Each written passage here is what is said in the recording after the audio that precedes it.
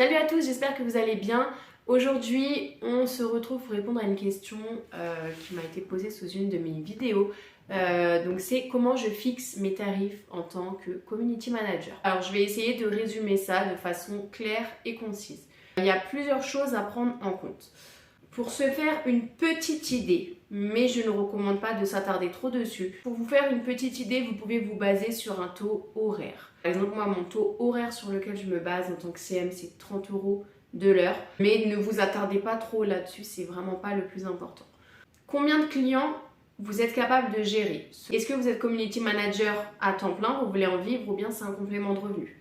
Si par exemple, vous voulez en vivre, donc vous êtes à temps plein, combien de clients vous êtes capable de gérer en même temps? Est-ce que vous êtes capable de gérer 3 clients, 4 clients, 5 clients? Et la deuxième question, ça va être combien vous avez besoin par mois pour vivre? Est-ce que vous voulez gagner 1500 €, 2000, 3000, 4000? Donc ensuite, vous faites le rapport entre le salaire que vous souhaitez avoir, le revenu mensuel que vous souhaitez avoir et le nombre de clients que vous êtes capable de gérer. Je vais prendre un exemple, je vais aller au plus simple. Disons que vous voulez gagner 2000 € par mois.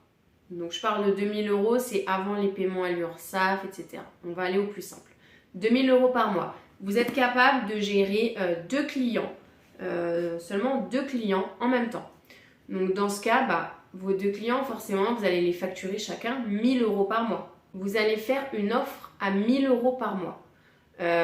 J'imagine que pour 1000 € par mois, vous n'allez pas juste lui faire 2 posts par semaine et ciao, salut. Il faut que la valeur perçue par le client soit suffisante en fait pour qu'il vous prenne la prestation à 1000 € par mois.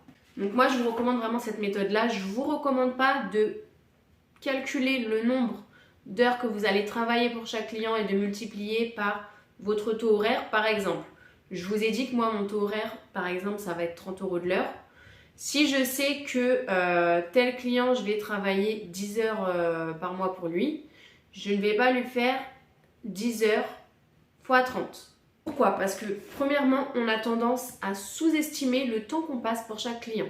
Par exemple, sur le devis, on va mettre, je vais créer tant de contenu, tant de stories, je vais faire des interactions. Ça va me prendre tant d'heures, mais il faut aussi prendre en compte que derrière, il y a de la recherche d'idées.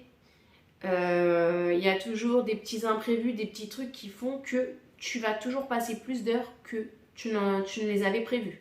La deuxième chose, c'est que ton client, quand tu vas lui dire « je passe tant d'heures sur cette tâche, tant d'heures », il va pas comprendre pourquoi tu mets autant de temps.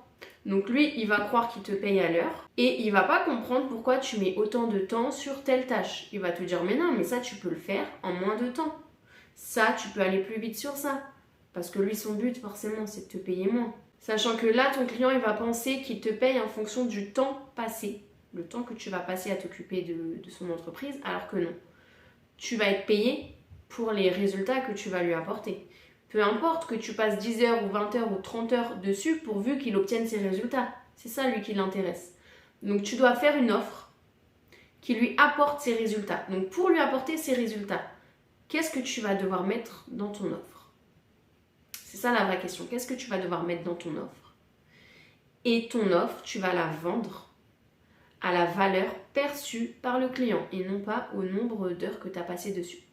Donc ensuite, si on reprend mon exemple du début où tu as 2 clients à 1000 € chacun, vous allez me dire comment tu fais pour vendre une prestation à 1000 €. Alors là, en fait, ça va dépendre de ton positionnement et de ta cible. Si tu veux vendre une prestation à 1000 €, ta cible, ça va pas être, je sais pas, une entrepreneuse qui commence qui crée ses bijoux elle-même chez elle, qui vient juste de commencer.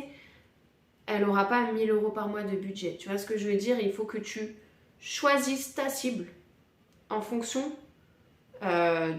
du prix à laquelle tu veux vendre ton offre. Donc, il va falloir que tu ailles chercher un client cible qui a beaucoup plus de budget et donc il va falloir que tu aies un positionnement beaucoup plus haut.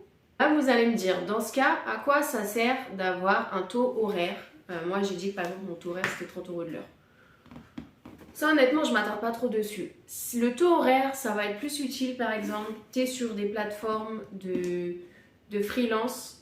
La plateforme peut te demander ton taux horaire ou ton taux journalier. Ça peut être bien de donner une idée, mais en vrai tu sais que c'est pas ce que tu vas mettre en avant auprès de ton client ou de ton prospect.